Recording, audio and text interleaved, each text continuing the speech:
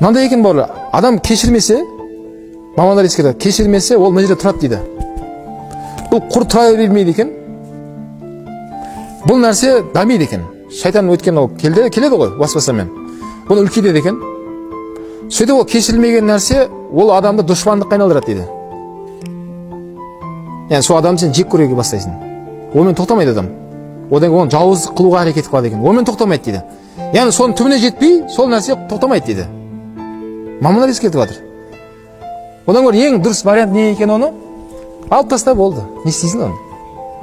Ya Allah мен кешірдім, сен кешірші деп дұғаңды аумен дедің де, мынадан кеткен екен болды, сен рахаттан қорылап ұйықтайсың дейді.